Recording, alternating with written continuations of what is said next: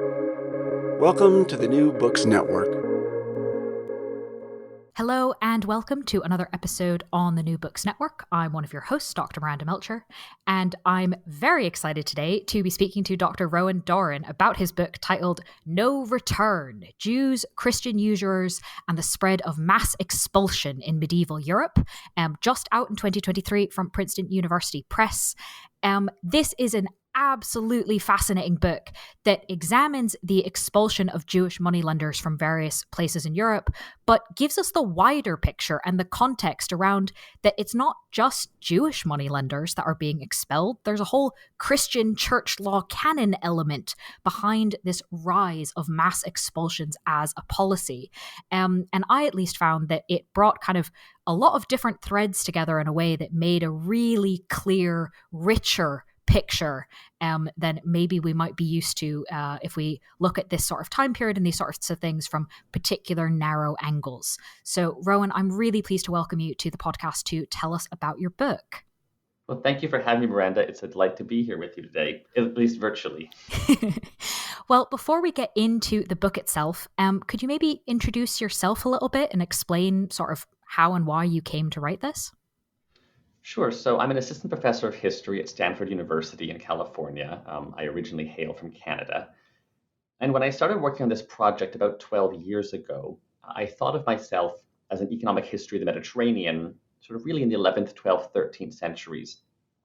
And now, by the time I finish this book, I find myself sort of working on the legal history of England, France, Germany, and beyond in the later Middle Ages, 13th, 14th, 15th centuries. I'm interested in medieval canon law, for instance, which when I was doing my MPhil many years ago, I had a friend working on canon law, and I thought it was the most boring thing one could possibly study. And now here I am, sort of absolutely fascinated by it. And I've also gotten very interested in Jewish-Christian relations, as your sort of summary of the book already makes clear. So in writing this book and in trying to answer the questions that I encountered along the way, it really changed who I am as a scholar, which I think has been one of the most exciting things about the process.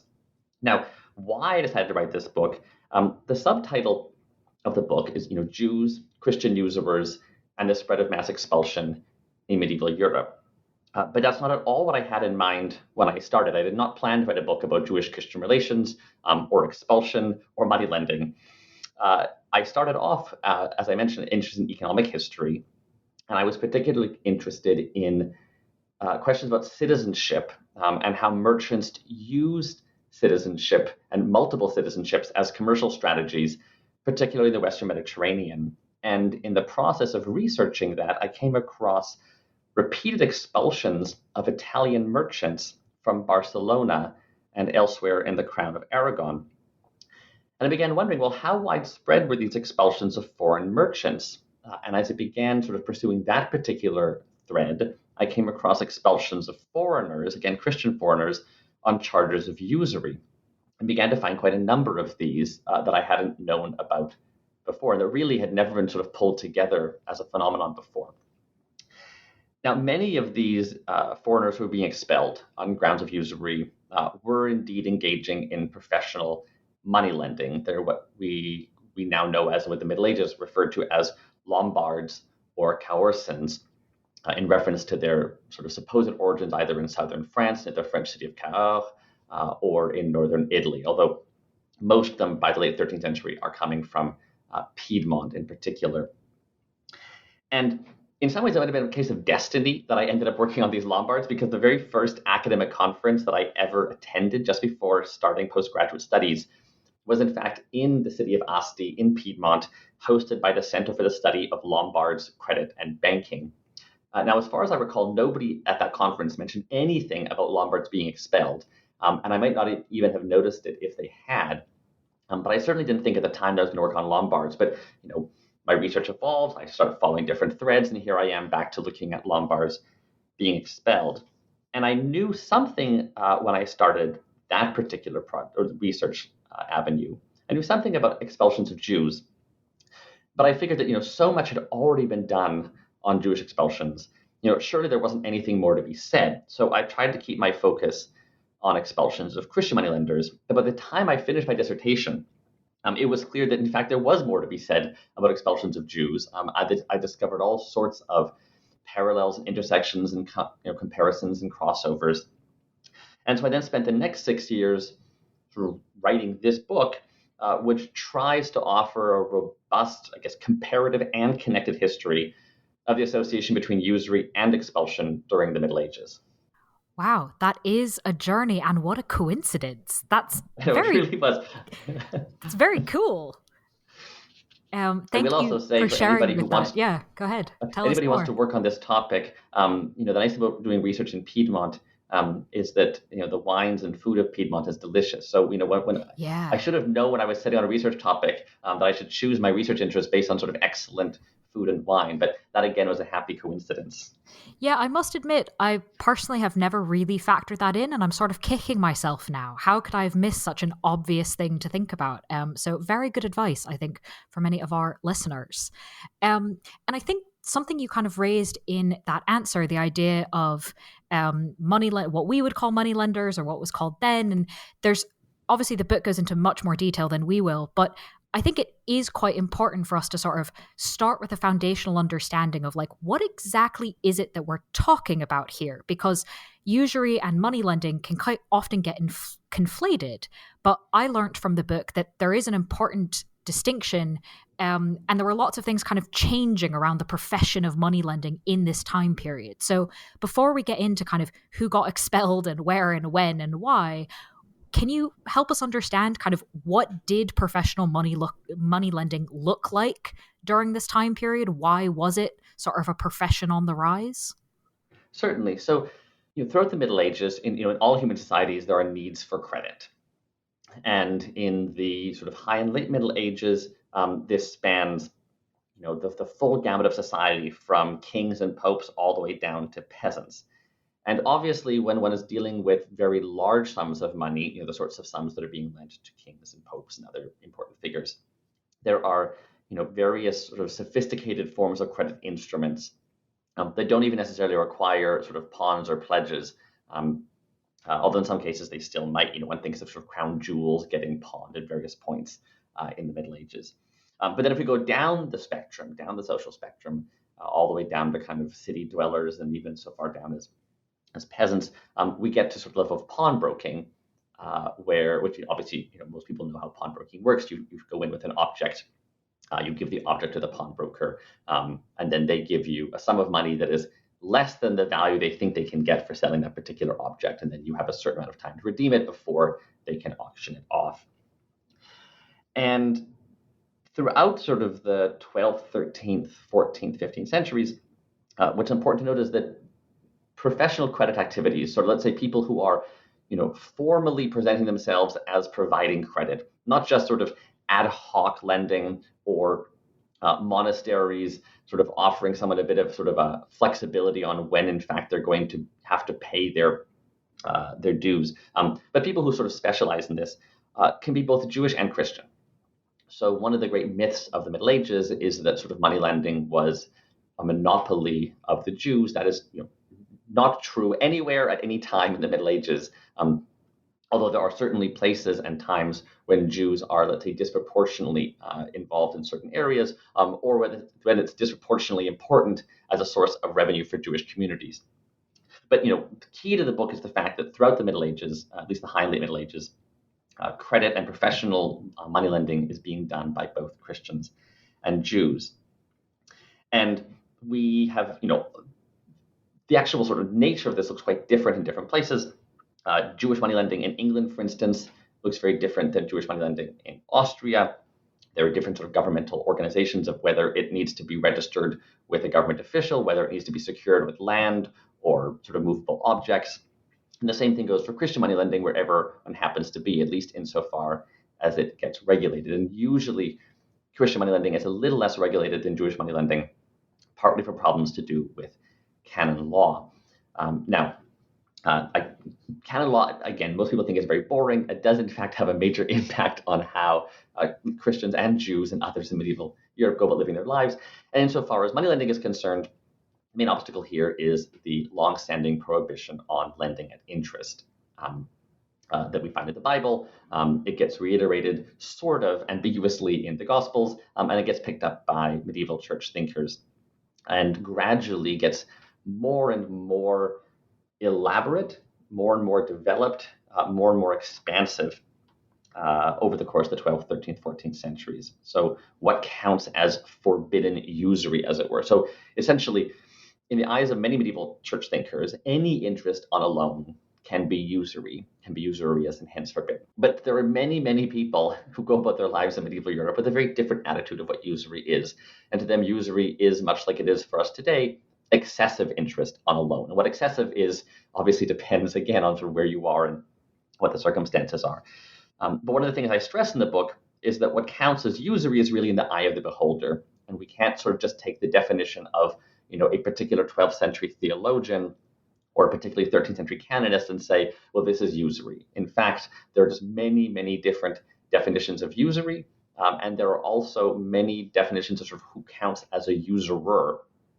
And that question of kind of, who is a usurer also ends up being very important to the book, because there are plenty of people who are doing what might count as usury in the eye of one person who do not get condemned as being a usurer in any formal sense.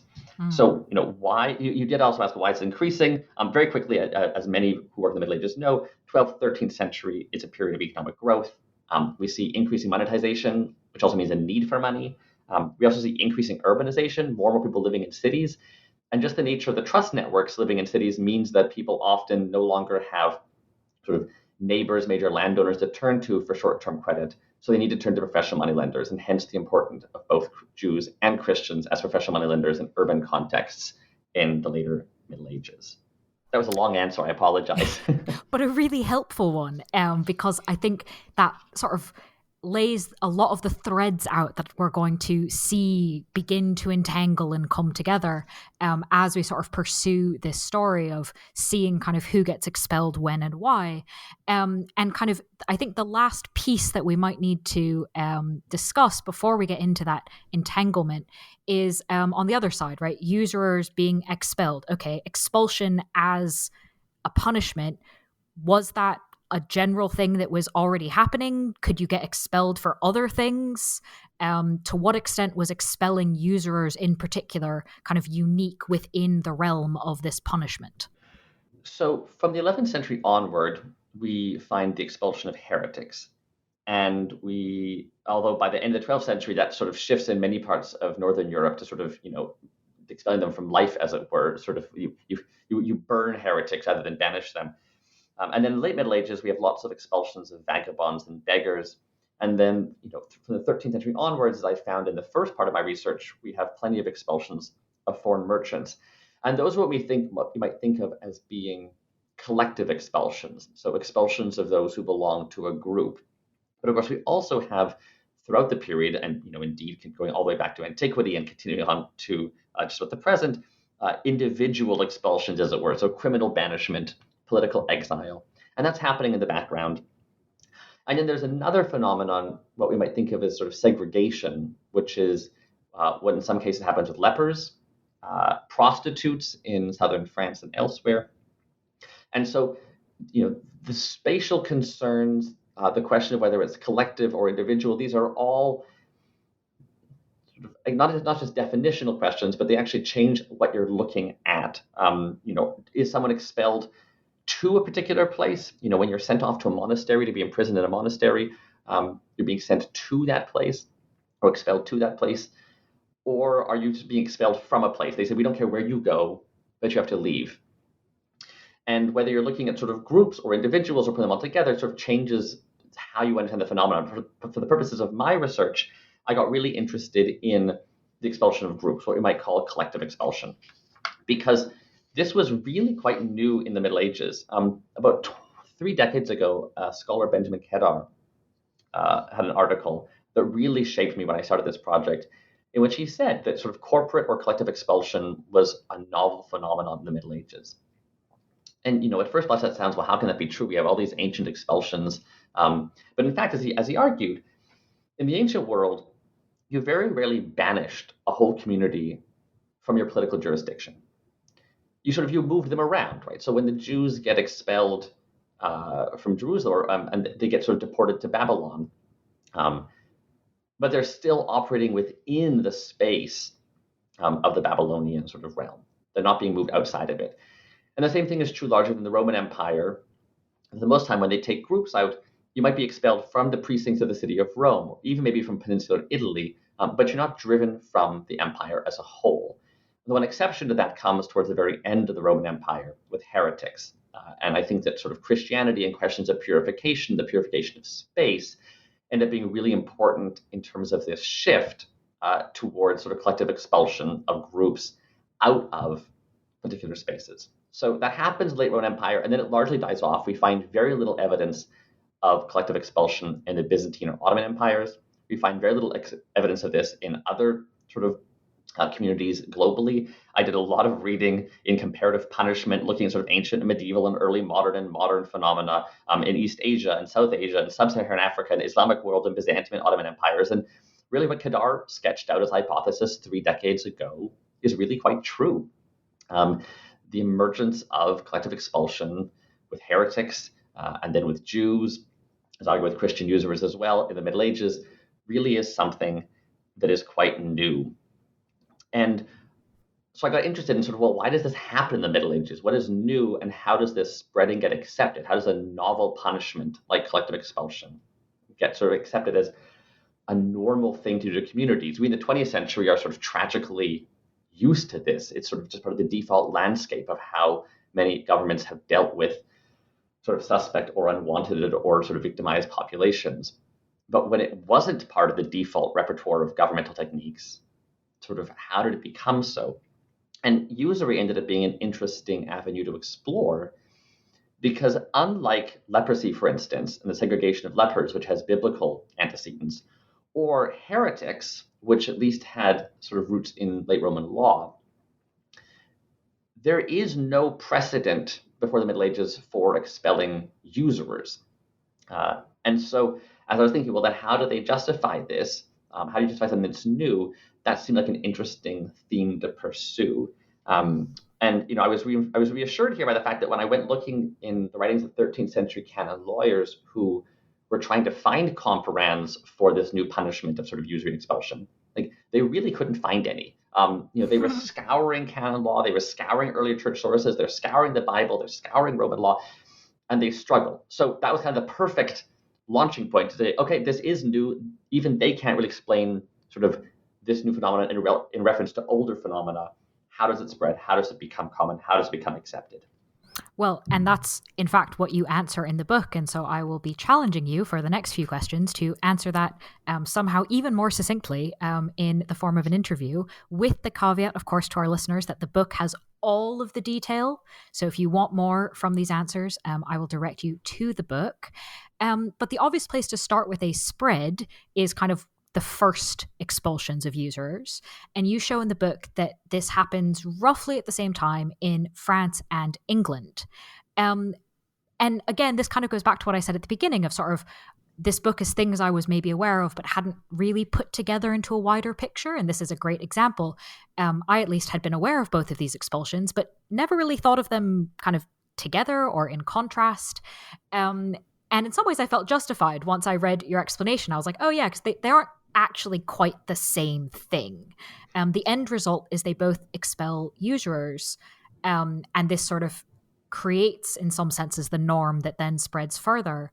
But maybe you could tell us sort of how similar are these policies, the reasons they come up, how they're put into place. Is there a reason to go, oh yes, this is the exact same norm and it's being done in 2 places? Or is the story maybe more complicated? Well, I love that question because indeed, right, by the end of the 13th century, we do have both Jews and foreign Christians who are being expelled on grounds of usury in England and in France.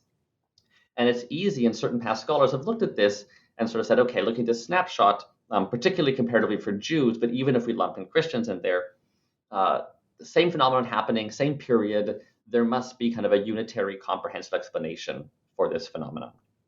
And the great art historian Erwin Panofsky had a wonderful sort of throwaway line in one of his articles that I think he may have developed in some lectures somewhere else about sort of pseudomorphology. That sort of, you look at two things that appear to be the same and you assume that they must have emerged from the same trajectories. And he says, no, we actually have to go look individually. And that's exactly what happens in England and France, that they do have quite two different trajectories in the 13th century of how we end up with the shared outcome of expelling both Jews and Christians for usury. So in England, we have a long tradition of expelling individuals from the realm. There's political exile. One thinks of all those archbishops of Canterbury sort of, being driven out to the continent. There's abjuration of criminals. So when criminals are given the option of basically fleeing the realm rather than being put to punishment. In England, also, there's a tradition of expelling foreign merchants regularly, sort of often Flemings, in some cases, other groups of merchants as well. So whenever there's kind of a time of crisis or political crisis, the king might order the expulsion of foreign merchants. So there's this tradition of kind of getting rid of people that you don't like, which is helped, of course, by the fact that England is an island. At least when you include sort of the rest of Britain, but the boundaries are clear in a way that is not true of many continental jurisdictions. So when Henry III needs money, he ends up sort of threatening Italian merchants with expulsion if they won't pay up. And his grounds are basically that I'm going to expel you on charges of usury if you don't pay up. And it goes back and forth. There are times he actually says, I'm expelling merchants because they won't pay me. And there are times that I'm expelling merchants because they're usurers. But the end result is always that sort of they're meant to actually just sort of, hand over free money or deeply discounted loans to the king. And then on the Jewish front in England, there was actually a tradition throughout the 13th century that really hasn't gotten the attention that it deserves, I think, in which Jews are threatened with expulsion if they won't do, quote unquote, service to the king, which again means money. And so throughout the 13th century, there are periodic threats, usually in the context of sort of a major tax on Jews, that any Jews who are too poor to pay the tax or who refuse to pay the tax are to be expelled from the realm. And so we have this tradition of expulsion in England that sort of is building. And then meanwhile in France, particularly during the reign of St. Louis, of Louis IX, a really strong penetration of ideology from the University of Paris, from thinkers, from theologians of Paris about the evils of usury, penetrates Louis' court, penetrates other leading figures in France. And there we find expulsions of Jews who refuse to abandon usury, and also Christian foreigners who refuse to abandon usury. And that's very much coming out of an ideologically charged context, where it's not about sort of just pay up. In fact, the king is working very hard to not get money directly from the confiscated goods of these usurers, but instead to make restitution. So it's the opposite of Henry III, who is just desperate to get money in any way he possibly can. And so in France, we have sort of piety and purgation as the underlying theme for expulsion. But some of this ends up crossing over the channel. Simon de Montfort, for instance, who's very famous in 13th century English history, he ends up expelling Jews from his town of Leicester. And it's clear that he's influenced by sort of French sort of trends, Parisian trends in anti-usury thought. And then when Edward I bans Jews from lending at interest in his Statute of Jewry of 1275, he in fact quotes legislation that St. Louis had issued 2 decades earlier, banning usury. So there are different trajectories in the 13th century, but by the end of the century, there is a convergence that we see then with the expulsion of Jews and Christians alike. Thank you for explaining kind of the way that they are different, but then there's influences, and it kind of creates this complicated picture that sounds very clear when you explain it, both here and in the book. But of course, we wanted to talk about spread. That was kind of the question you posed a few answers ago. And in some senses, it would sort of seem obvious. Okay, well, the King of France has done this and the King of England has done this at the same time. Well, surely that would be enough in and of itself for the practice to spread. But we then, of course, also have the Catholic Church getting involved. And here we come back to the canon law that I don't know if I personally would have the patience to read through the archives for, but I'm glad you have, because the stuff you found and can report back to us is actually really interesting. So can you tell us about the council at Lyon and what was so significant about what was decided there in sort of the story that you've been telling us? Sure. So at the Second Council of Lyon, 1274, the Church Fathers gather, and among the things on the docket is the problem of usury. And there have basically been complaints coming in during the sort of the preparatory phases that the existing sanctions against usurers are failing to dissuade Christians from usury. And it's key to remember here that most of the concern around usury throughout the 13th century in most of Europe is about the danger of Christians doing it, not the danger of Jews engaging in it. That was sort of, well, better the Jews should do it than the Christians should risk their souls. And so it was clear to the assembled conciliar fathers that spiritual sanctions weren't working. And so they take inspiration from Louis IX, who had just issued an ordinance recently banning or expelling foreign moneylenders from his realm. And they decide to sort of turn this into church policy overall. And so they draft a statute that orders all secular rulers to expel manifest usurers from their jurisdictions within 3 months. And what's remarkable about this, this first version of the statute is the most sweeping call for sort of the expulsion of wrongdoers since Justinian. Not since basically, Justinianic legislation on heresy have we seen European authorities issue such a dramatic call for the collective removal of wrongdoers. So it's a pretty dramatic statement. It's not something that finds a great deal of support in canon law as a punishment. It is very much drawn from new political repertoires, i.e. Louis IX. Now, they very quickly realized before or soon after the end of the council that it's going to be too much to say all usurers must be expelled. And anyway, the people they're really concerned about are these professional figures, these Lombards and Cahorsans who are coming from northern Italy and southern France. And so they revised the decree so that it only applies to foreigners. One of the problems is, in the Middle Ages, who counts as a foreigner? Right? What language do you use to capture that particular sort of status in a world of sort of overlapping jurisdictions and complicated political claims and all sorts of competing ideas of membership? So they end up having, certain terminology that they pick up on, and they have to do something that doesn't have the wrong meaning in canon law and doesn't have the wrong meaning sort of in secular law. And it ends up being kind of a term of art that they use that nobody's quite sure what it means.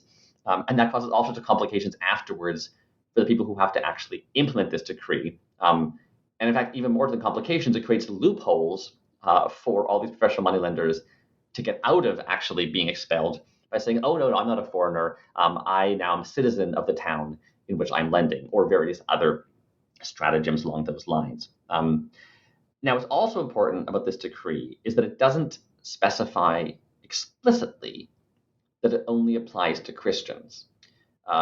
Nowhere does it mention Jews, and it's very clear from the evidence we have of the drafting, from eyewitnesses' accounts, and even from internal evidence in the decree itself, that it's only meant to concern Christians. But it doesn't say that anywhere, and that ambiguity ends up being important. In fact, the ambiguity ends up being important, but you also talk about kind of some other maybe oddities of the practical side of things from these accounts that we also need to understand in terms of the implications of this decision and kind of how it goes from being talked about in a council to actually impacting people.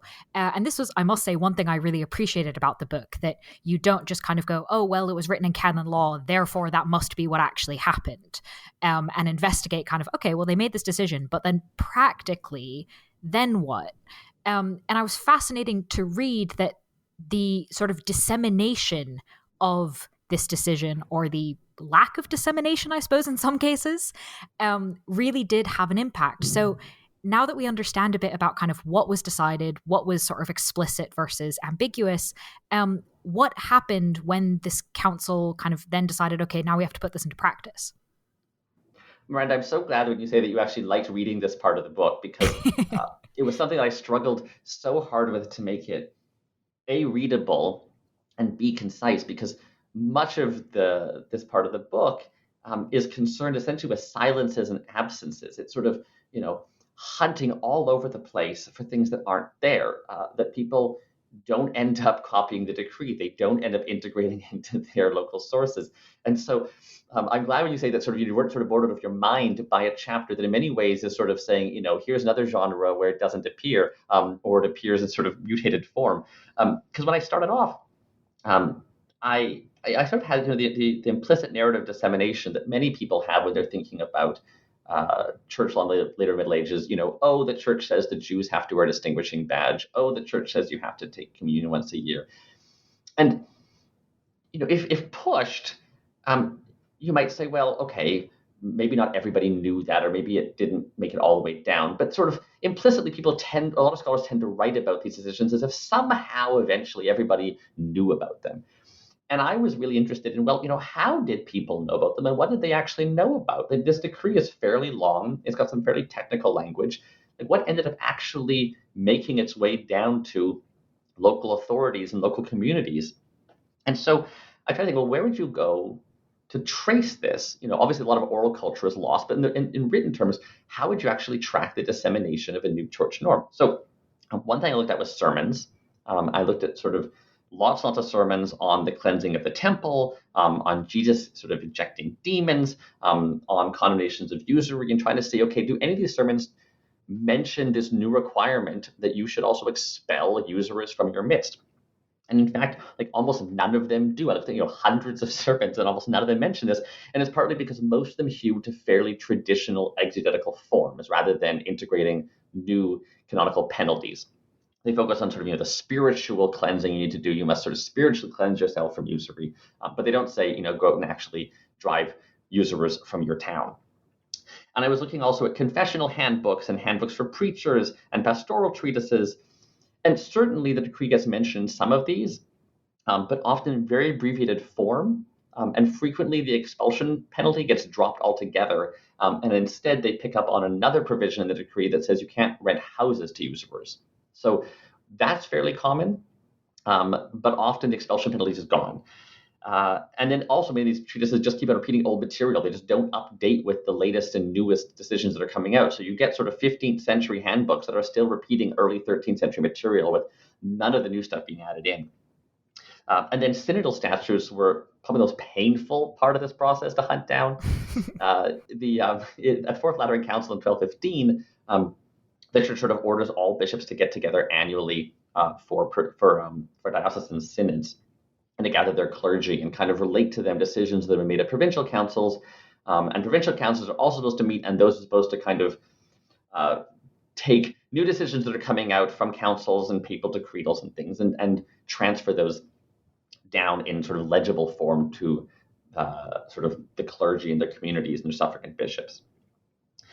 And so I figured, okay, well, the church sets up this system for disseminating new law down to individual dioceses and down to the individual clergymen. This would be the natural place to go hunting for the dissemination of this decree. And so I tracked down about 1,500 sets of synodal statutes from the late 13th and 14th centuries into the 15th.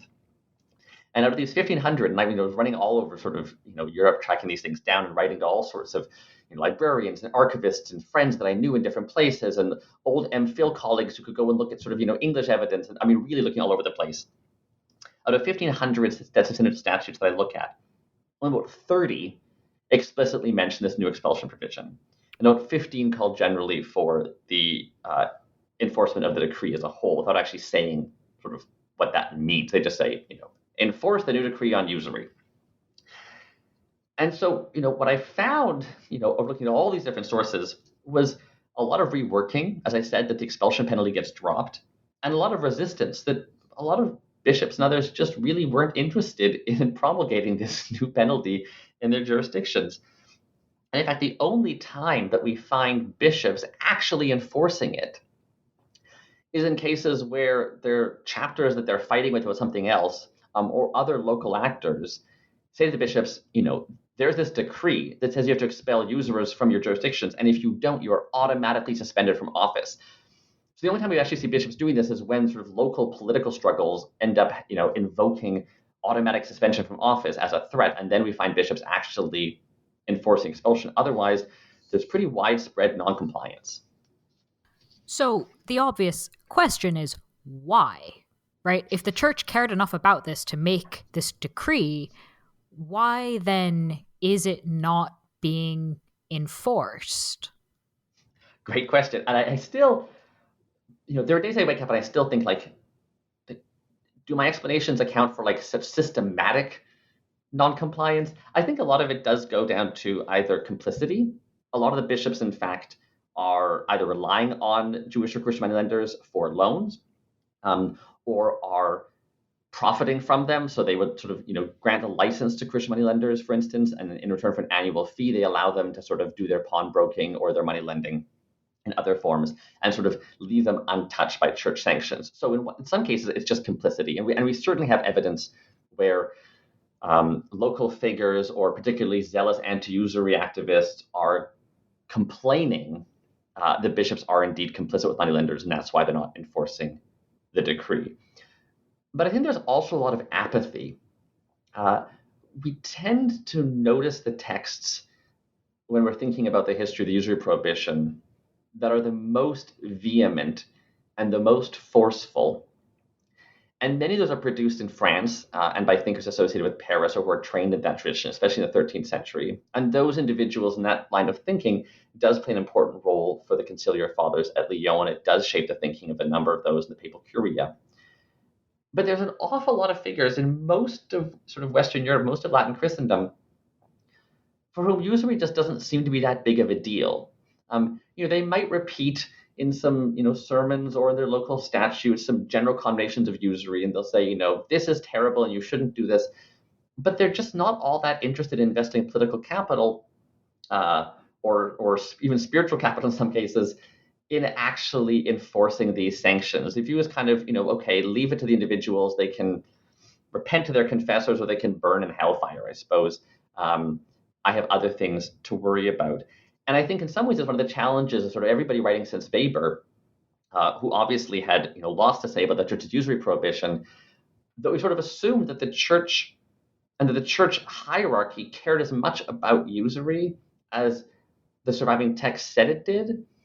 But there's been surprisingly little work on the actual enforcement of these penalties, of the church's canonical penalties against usurers. And when you actually get down into sort of court records, and again, looking at expulsion in this particular case, we realize that a lot of these anti-usury texts are really sort of exhortative rather than being reflective of actual realities on the ground. But I do think there's more work to do on how usury sanctions were implemented, and probably lots of other church sanctions as well, that involve sort of looking past these normative texts and looking for actual documents of practice. Because, of course, although there is quite a lot of non-compliance for a number of reasons, there are a lot of expulsions. A whole bunch of Jewish moneylenders or people that the state thinks are Jewish moneylenders get expelled. A whole bunch of Christian moneylenders or people the state thinks are Christian moneylenders also get expelled. And you have in the book some great maps that detail kind of those two categories where things were happening. And the dots really do go together, right? Where usurers are being expelled, it does quite often seem to be the case that it's the Jewish ones and the Christian ones, not just one group or the other. But then it stops. So what caused, we've talked a bit about the kind of on the ground lack of enforcement in a lot of cases, but there's also these high level expulsions going on. And yet the church thinkers who came up with this decree and, as you said, sort of exhorted people on the ground to do something about it, seem to have changed their minds. What's up with that? Yes.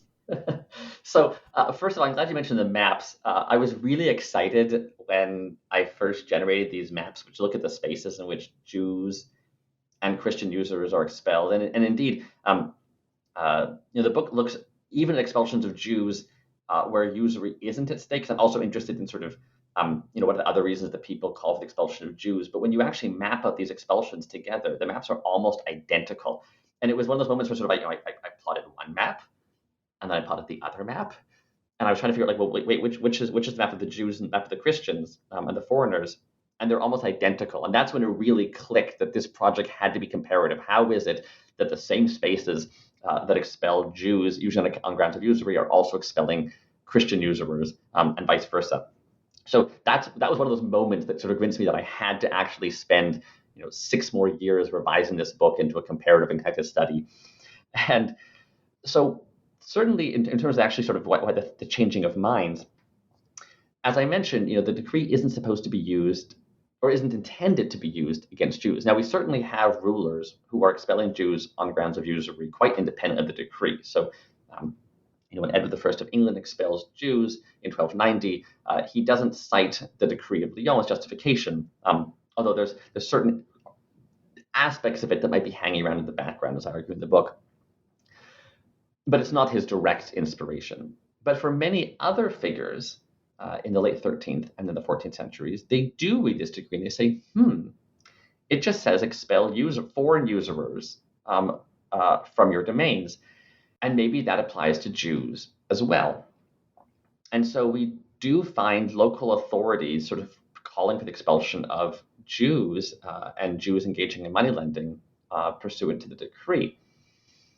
And this obviously attracts a lot of discussion among canon lawyers, because we end up having the most influential canonist of the early 14th century, an Italian canonist called Giovanni d'Andrea, who specifically raises the question in one of his commentaries, does this apply to Jews? And he goes back and says at the very beginning of his commentary, like the opening sentences, he says, this canon was made on account of concerns about Italians traveling about and lending at usury.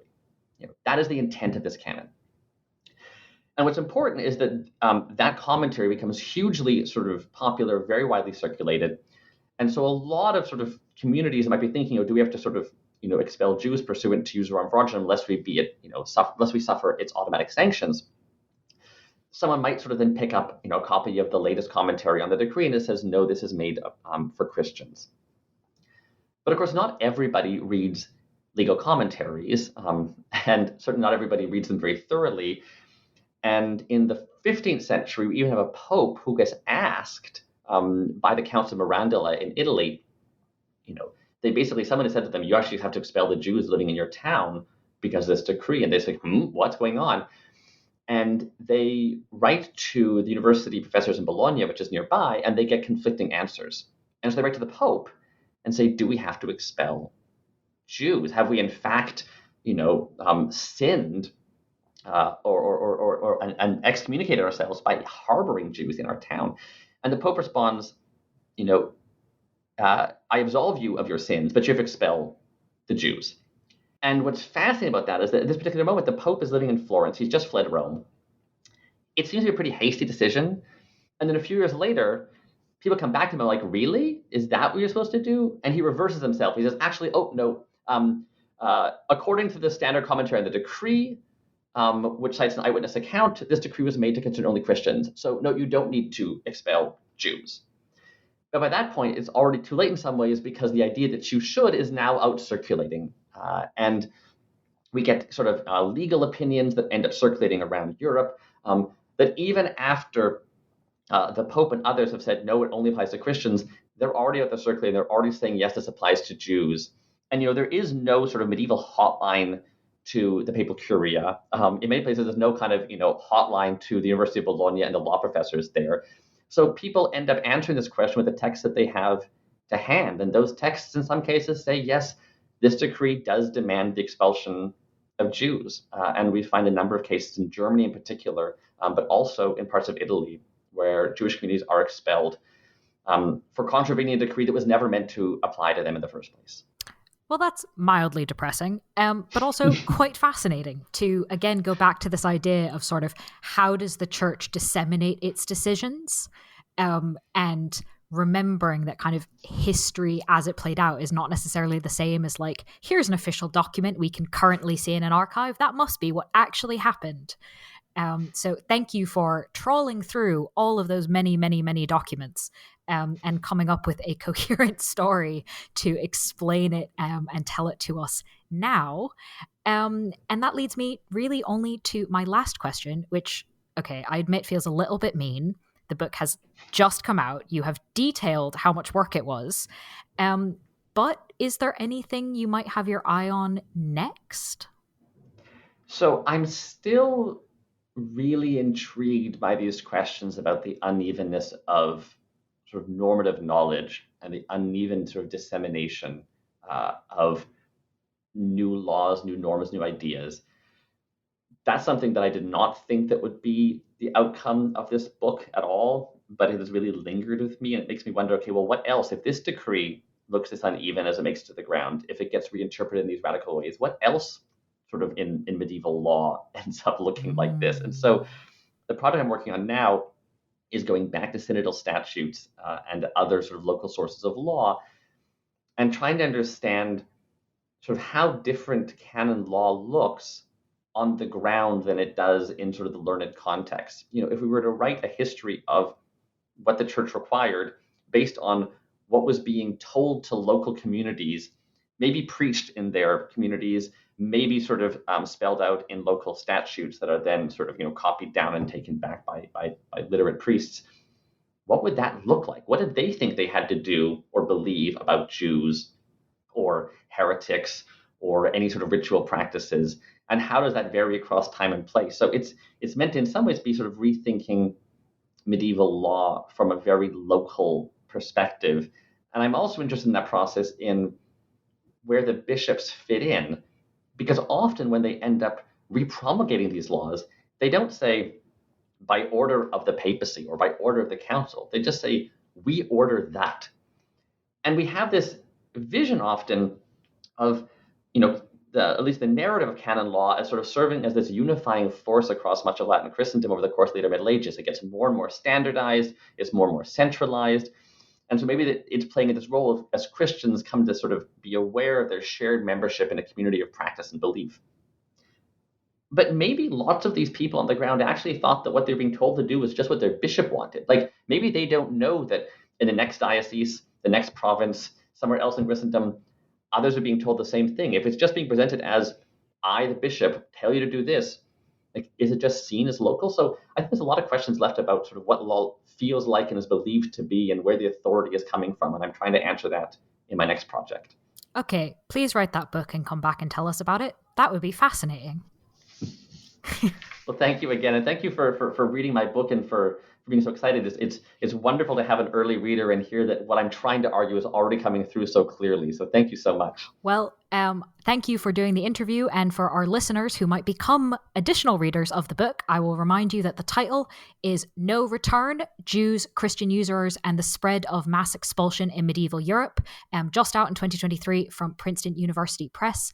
Rowan, thank you so much for sharing your time and expertise with us. Thank you, Miranda.